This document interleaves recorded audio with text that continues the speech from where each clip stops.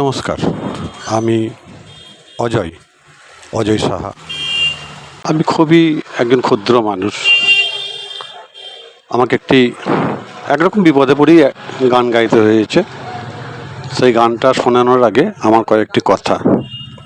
গানটি লিখেছেন ভাতৃপ্রতিম রবিদাস। তো রবিদাস গানটা লিখে ৬-৮ মাস আগে একদিন আমাকে জানালো আমি একটা গান লিখেছি। আমি বললাম বেশ ভালোই লাগছে। তো আমরা ৮-১০ জন মানুষের কাছে এই গানটি নিয়ে গিয়েছিলাম। তারা আমাদের দূর দূর করে প্রায় কুকুরের মতোই তাড়িয়ে দিল এবং গানটা গাওয়া যায় বা গানটা গান হয় বলেই তারা বললেন না। তো আমরা গাড়ির তেল পুড়িয়ে প্রায় সকাল ৯টায় বেরিয়েছি। তখন পৌনে ১টা ১২:৩০ পরে আমরা ফিরছি। এক গাড়ি আছে বনমালী সেন। তা বনমালী আবার কাউকে দাদা ভাই এরকম বলে ডাকতে হয় না, ছোট বড় সবাইকে গুরুদেব বলে। ও আমাকে যায়, গুরুদেব কোথায় গিয়েছিলে গো? আর বলো না, এই সমস্যায় পড়েছি, এই ঘটনায় গিয়েছিল। আরে এসো এসো, চা তো খাও, তারপর হবে। তো চা খেতে খেতে আমরা তিনজনে আলোচনা করলাম। আমার কাছে এসে বলছে এই গানটা তোমায় গাইতে হবে। বনমালী বলছে, বলে অসম্ভব।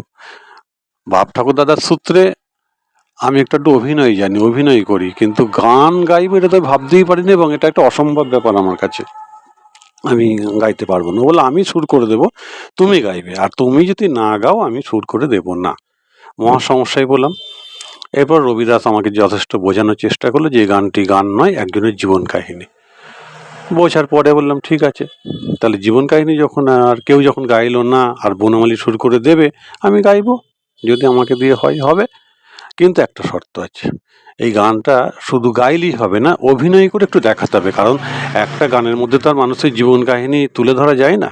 লকডাউনের পরে যে কোনো একদিনের বা কয়েক মুহূর্তের জীবন কাহিনী বা ভদ্রলোকের শেষ দিকের জীবন কাহিনীটা দেখানো হচ্ছে একটি গানের মধ্যে।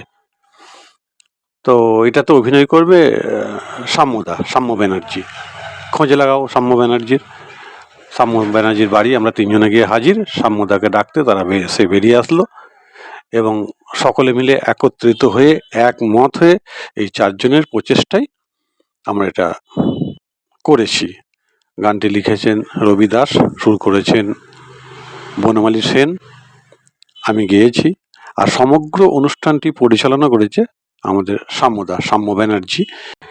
আমি নাম দিয়েছি নীরব অভিমান। তো আসুন আপনারা দেখুন এবং গানটি শুনুন এবং আমাদের উৎসাহ দিন। তো আসুন আমরা শুনি আর দেখি নীরব অভিমান।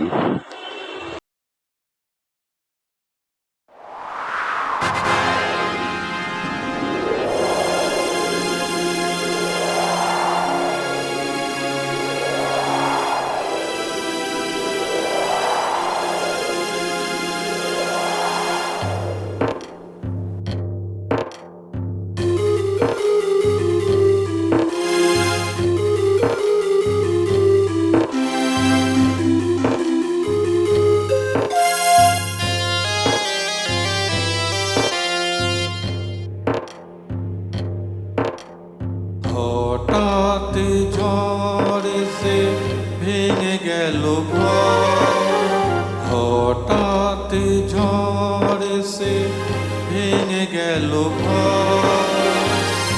আজ আমি একা হলাম যা যাব, হলাম যা যাব, হলাম যা যাব। হঠাৎ ঝড় এসে ভেঙে গেল ঘর, হঠাৎ ঝড় এসে ভেঙে গেল ঘর। আজ আমি একা হলাম যা যাব, হলাম যা যাব, হলাম যা যাব।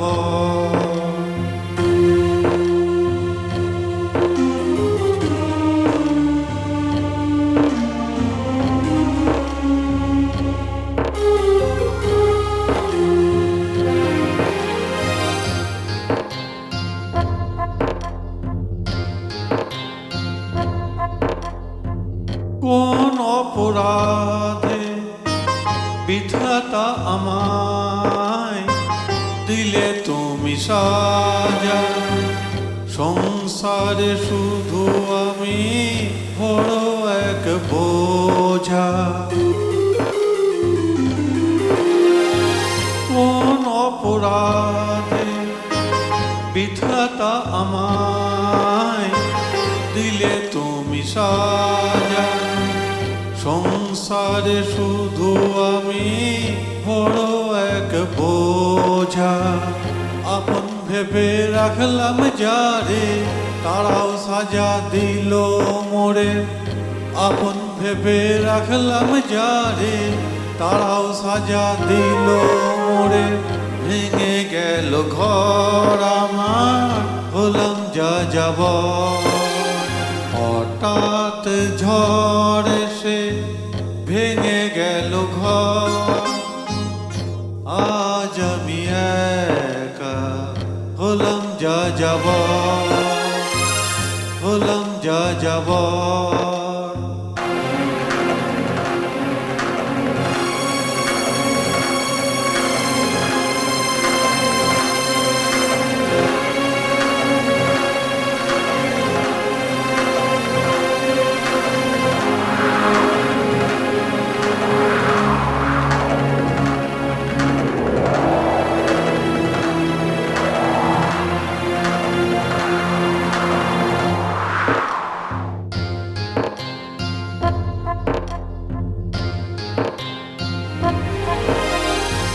কেড়ে নিলে সাথী আমার, সে তো বহু দূরে।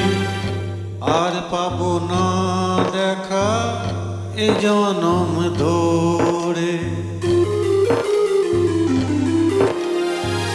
কেড়ে নিলে সাথী আমার, সে তো বহু দূরে।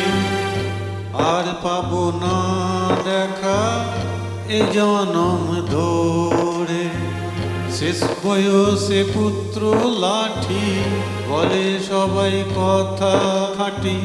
শেষ বয়সে পুত্র লাঠি বলে সবাই কথা খাঁটি। সেও হলো পর, ভেঙে গেল ঘর আমার, হলাম যা যাব। হঠাৎ ঝড় এসে ভেঙে গেল ঘর। হঠাৎ ঝড় এসে ভেঙে গেল ঘর। আজ আমি একা হলাম যা যাব, হলাম যা যাব, হলাম যা যাব,